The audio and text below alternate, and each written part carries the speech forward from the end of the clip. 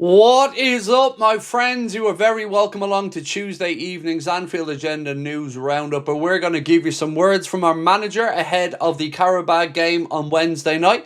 We're going to talk about Jeremy Jacquet and how the Reds could be interested there. Steven Gerrard's been linked with a return to the club. I'll give you the latest on that. And lots more over the next few minutes. As always, you know the drill. I'd love to know your thoughts, so please feel free to let me know in the comment section. Drop a like if you enjoyed the video, and I hope to see you back here tonight at 8:45 for the late night agenda, where I will be putting to bed these rumours that the club are going to stick with Slot, because that's not the news that I've been given today. So we'll talk about that a little bit later on tonight as well. For now, though, let's get stuck into the news. So, Paul Joyce has said that Joe Gomez, hip, and Ibrahim Kanade are both absent from Liverpool training. Now, we thought that it was a knee collision for Joe Gomez, because that was initially what was doing the rounds, that he had a knee collision and there was a bit of swelling. So the hip injury, we really don't know. But as I've said, neither of them trained, so it's looking unlikely that they will feature against Qarabağ tomorrow night. This from Fabrizio Romano, who said Liverpool have Jeremy Jacquet high on their shortlist. They're in a battle with Chelsea and with Bayern Munich. Ron want to keep him in this window, but could sell him now for the summer. So maybe worth keeping an eye on that situation. I went from last night when I got off the stream, and I'm not going to lie, I was absolutely demoralised with how we finished that stream last night. But I got up today and I set about going to work and finding out exactly what I can about what is going on. And I don't believe all this talk of them backing the manager is actually true. And like I said, we'll touch on it in more detail tonight. For now, though, Team Talk said Liverpool are reportedly weighing up a shock move to bring Steven Gerrard back to Anfield as an interim manager should they decide to dismiss Arne Slot. Now, Slot goes on to talk about the noise, you know, the famous phrase that him and Virgil love, and we'll move on to that in a minute. Just on the Steven Gerrard thing, remember, he does have the tax implications if he takes up any role before April, having worked over in Saudi, meaning if he worked back in the UK, I believe before April, he'd be due to pay a load of tax on those earnings. So do keep that in mind when you see these stories.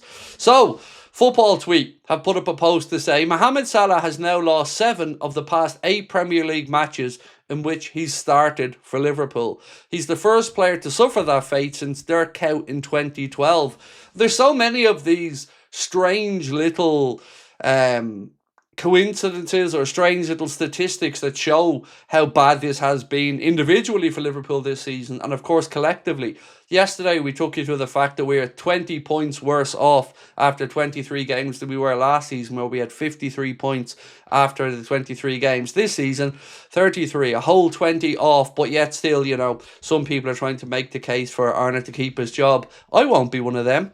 So, from the Anfield Agenda X account, a quote from our right back Jeremy Frimpong. He said, "We're still in the FA Cup and the Champions League, so obviously if we win them, I'll be really happy." Jeremy Frimpong on what would be a successful season.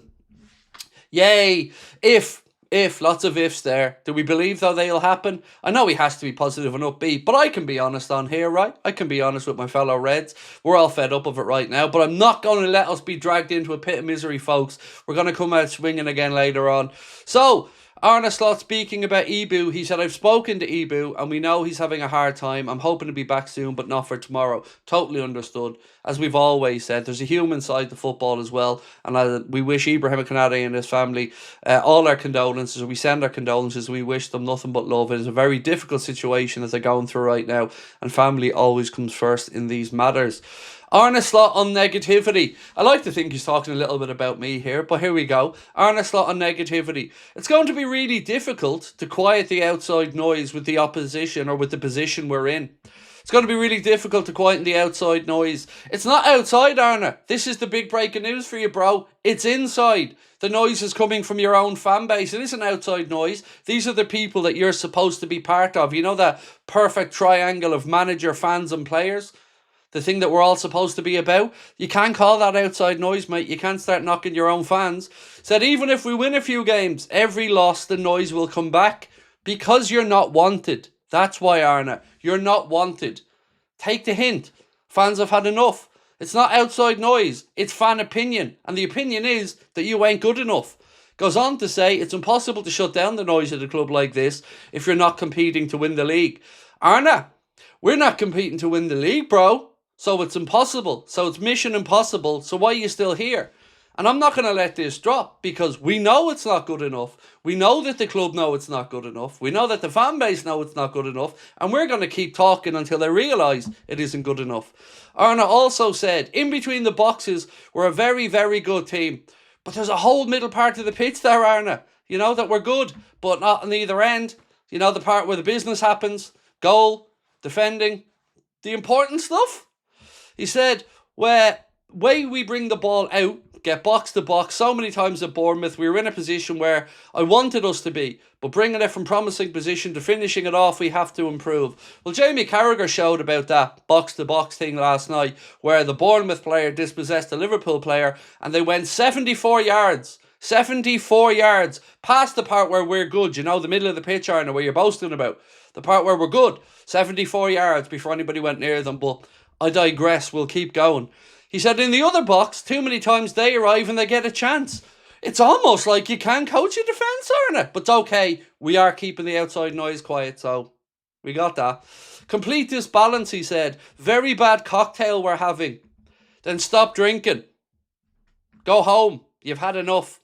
He goes on to say, if you can improve in both boxes, then we can still do something special. If we can improve in one box, it can be a better season. And if not, there's going to be a lot of noise. This man is a genius. This man should be on Mastermind. Specialist subject, talking shite. Arne Slot, go. Right, next up from Slot. Again, this is not going to be a popular opinion. You mean you've been popular with your opinions up to this point?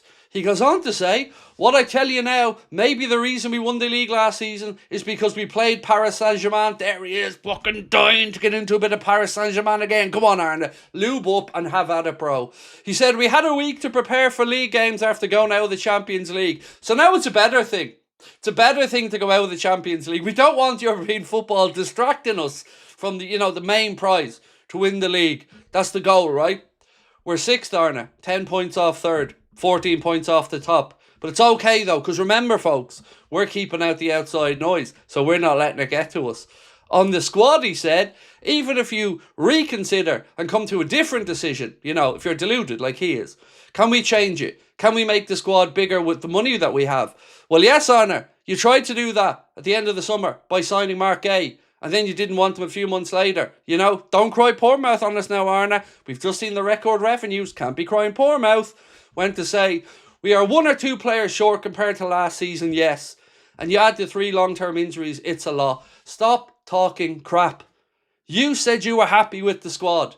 You got given a load of new players. Stop moaning about it when it doesn't suit. He goes on to say, this won't be a popular thing for me to say, so he knows already he's talking crap before he says it. But maybe the reason we won the league was because of PSG. Imagine trying to come out and say that. Because of PSG. Arsenal had a double programme and dropped a few points in that time. Every manager is aware the bigger squad, the better chance we have to cope with the games. But even today I have to disappoint some players that are not playing. So if you have to disappoint some players that are not playing, you have a big enough squad. So you've nothing to moan about. But you've just moaned about the squad size and said that Arsenal dropped points. And they have the biggest squad. The most filled out squad. This man is an absolute spoofer, ladies and gentlemen. And sarcasm is all I've got left to deal with his press conferences. Because heaven knows I can't listen to his voice without wanting to put my fist through the wall. And I dare say I'm not on my own. In fact, I know I'm not on my own at this point. So sarcasm shall be how I shall treat Arne Slot moving forward. Because I can't take his opinion seriously because he talks nothing but pony from one end of the season to the next. So that is it from me for now, ladies and gentlemen. But we'll deep dive into the bullshit a little bit later on this evening, where I will be reminding you that this man won't be your coach by the end of the season. Don't worry about what everybody else is saying. Those within the club know they want him gone. He's going to be gone. They're already starting to sound out the next manager. Shh, don't say it out loud though, because the journalists won't want us saying it, because the journalists are the serious people, and the journalists will be the ones that tell you they're happy with the manager. So they're only loving life. Nothing to worry about, folks. Much love. I'll see you tonight. Bye-bye.